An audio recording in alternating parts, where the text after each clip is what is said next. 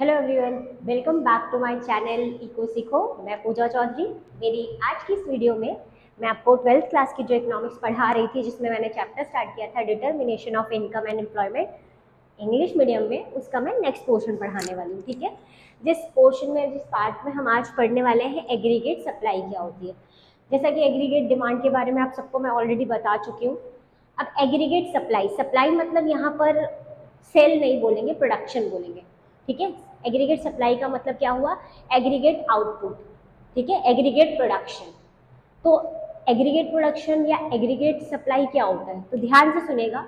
हमारी इकोनॉमी में ना हम कहते हैं कि 4 सेक्टर होते हैं, जैसा कि मैं बता चुकी हूँ, consumer, producer, government and rest of world. ये सब गुड्स एंड सर्विसेज खरीदते हैं, खरीदने की प्लानिंग कर रहे हैं, और जितने अमाउंट के गुड्स खरीदने की प्लानिंग करते हैं उसे हम एग्रीगेट डिमांड कहते हैं।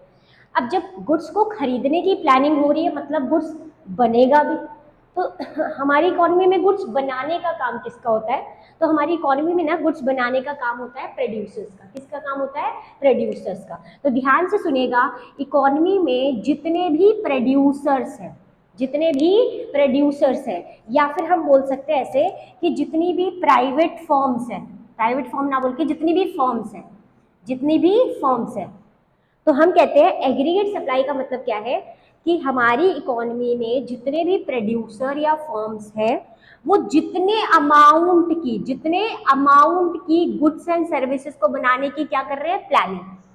ठीक है, यानी हमारी इकोनॉमी में मान लीजिए बहुत सारे प्रोड्यूसर, और उन सबने सोचा कि अगले साल वो लोग 2000 करोड़ की गुड्स बनाने वाले। ठीक है, अब इस उसमें बहुत सारी चीजें हो सकती है। तो हमारी इकोनॉमी के सभी प्रोड्यूसर मिलके कितने रुपए की गुड्स एंड सर्विस पर बनाने की प्लानिंग कर रहे हैं, 2000। तो ये हमारे देश का अगले साल का क्या माना जाएगा, एग्रीगेट सप्लाई, या फिर क्या माना जाएगा, एग्रीगेट आउटपुट। समझ रहे हैं? तो एग्रीगेट सप्लाई या एग्रीगेट आउटपुट का मतलब क्या होता है, हमारी इकोनॉमी के सभी प्रोड्यूसर, क्योंकि प्रोडक्शन करने का काम सभी सेक्टर का नहीं होता है, उसमें से जो प्रोड्यूसर है ना, वही इकोनॉमी में प्रोडक्शन करते हैं। तो हम कहते हैं इकोनॉमी के सभी प्रोड्यूसर जितने रुपए की गुड्स एंड सर्विसेज, और कौन सी goods and service, aggregate demand में, जैसे हमने बोला ना डिमांड फाइनल गुड्स की, ऐसे एग्रीगेट सप्लाई में, एग्रीगेट सप्लाई का मतलब है हमारी कंट्री के सभी प्रोड्यूसर जितने अमाउंट की फाइनल गुड्स खरीदने नहीं, बनाने की प्लानिंग करने वाले हैं, उस अमाउंट को हम क्या कहते हैं, देश का एग्रीगेट सप्लाई। या फिर आप ऐसे भी बोल सकते हैं, अगर आपने नेशनल इनकम पढ़ा है तो यही चीज जो है ना, वो इकोनॉमी की नेशनल इनकम भी है। ठीक है, अब कैसे है, जिन्होंने नहीं पढ़ा मैं यहाँ पर जरूर उन्हें बताऊंगी, बट अभी एग्रीगेट सप्लाई का मतलब क्या है, इकोनॉमी के सभी प्रोड्यूसर जितने अमाउंट की final goods and services, final goods and services क्या करने वाले हैं, प्रोड्यूस करने वाले हैं, प्रोड्यूस करने की प्लानिंग करने वाले, प्लानिंग, उस अमाउंट को हम कहेंगे हमारे देश के एग्रीगेट सप्लाई। तो देखिए डेफिनेशन देख लीजिए क्या है, ये 2000 क्या है, it is the value of final goods and services produced by all firm या all producer. It is the value, ये वैल्यू है ना फाइनल गुड्स एंड सर्विसेज की, जिसे प्रोड्यूस करेंगे हमारी कंट्री के सभी फर्म्स या प्रोड्यूसर, कब, during a given period of time. ठीक है, during a given period of time. तो आप क्या बोलोगे, एक कंट्री में जितने भी प्रोड्यूसर वो जितने अमाउंट की फाइनल गुड्स एंड सर्विसेज को बनाने की प्लानिंग कर रहे हैं, वो अमाउंट हमारे देश का एग्रीगेट सप्लाई है।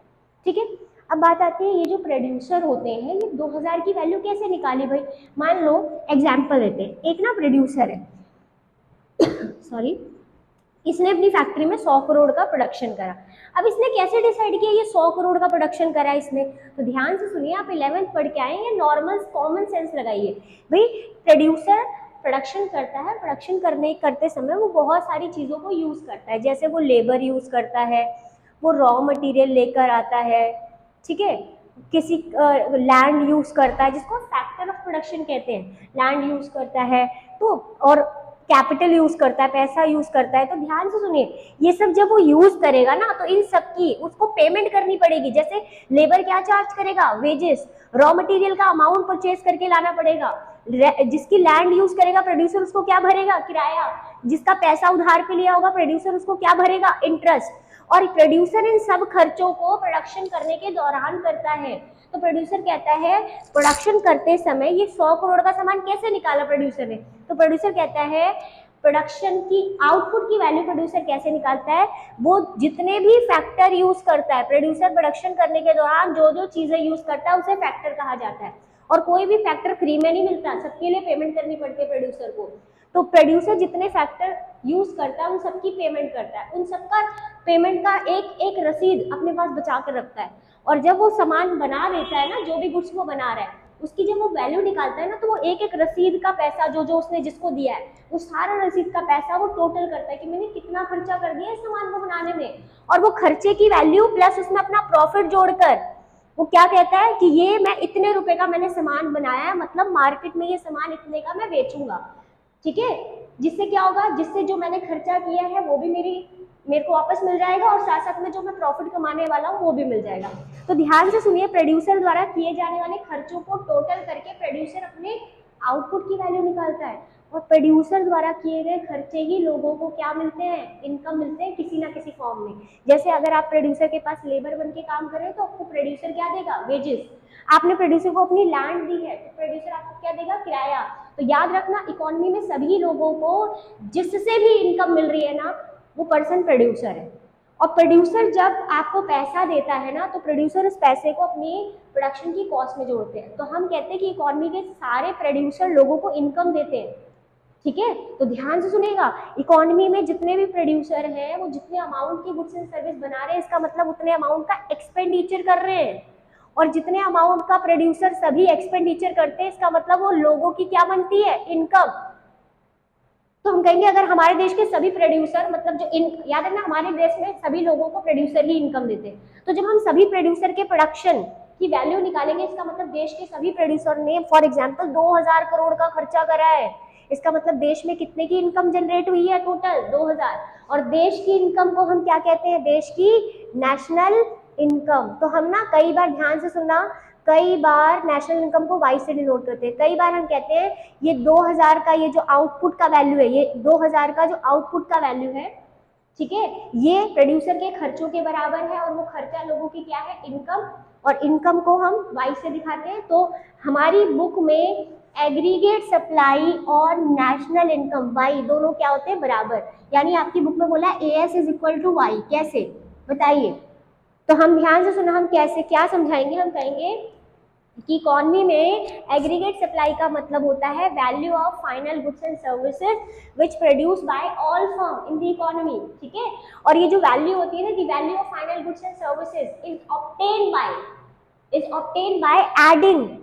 कैसे मिलता है ये वैल्यू, ये ऑब्टेन होता है, ध्यान से सुनना, फैक्टर कॉस्ट, फैक्टर को जो कॉस्ट या फैक्टर की इनकम, प्रोड्यूसर जितने भी फैक्टर यूज करता है, हम आप सब प्रोड्यूसर के फैक्टर है। और प्रोड्यूसर हमें अपना फैक्टर बना के हमें पैसा देता है।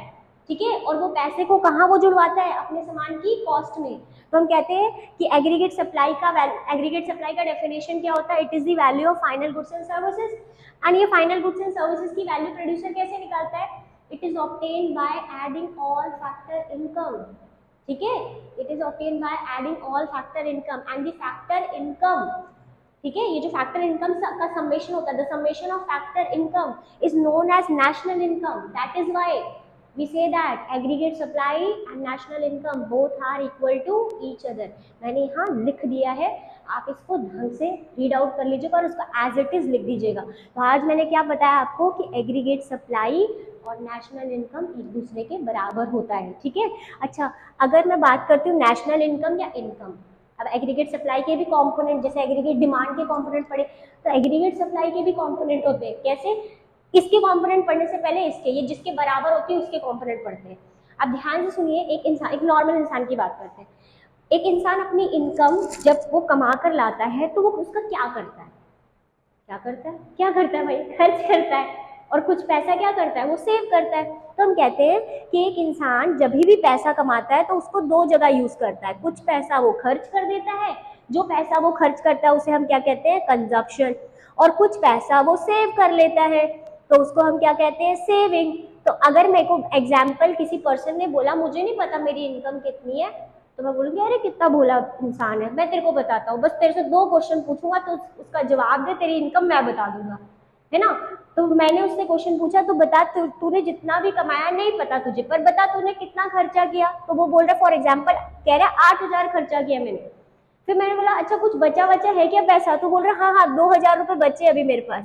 तो मैं बोलूँगी भाई तूने 10,000 कमाए, और फिर वो इंसान कहेगा अरे वाह, ठीक है, तो मैं उसको क्या बोलूँगी तूने 10,000 कमाए। तो हम कहते हैं y इक्वल टू क्या होता है c प्लस एस, अगर हमें y निकालना हो तो c प्लस एस होगा, और y किसके बराबर होगा as के, तो as, ध्यान से सुनिएगा, हम कहते हैं as और y बराबर है, और y किसके बराबर होता है c प्लस एस, तो मैं कहूंगी कि y की जगह हम क्या रख सकते हैं as भी किसके बराबर होगा c प्लस एस। तो हम कहते हैं एग्रीगेट सप्लाई का दो कंपोनेंट होते हैं, एक कंजप्शन और एक सेविंग। समझ में आ गया, क्लियर है, तो ये एग्रीगेट सप्लाई के कंपोनेंट है। मेरी इस वीडियो में मैं आपको इतना ही पढ़ा रही हूँ, नेक्स्ट वीडियो में मैं एग्रीगेट डिमांड और एग्रीगेट सप्लाई को मिक्स करके कुछ 2-3 न्यूमेरिकल बेस्ड कॉन्सेप्ट पढ़ाने वाली हूँ जो एग्जाम में बहुत इंपॉर्टेंट है, तो उस कॉन्सेप्ट को भी आप देखिएगा। और वीडियो अच्छी लगी है तो स्माइल करो और अपना ध्यान रखो। Thank you so much.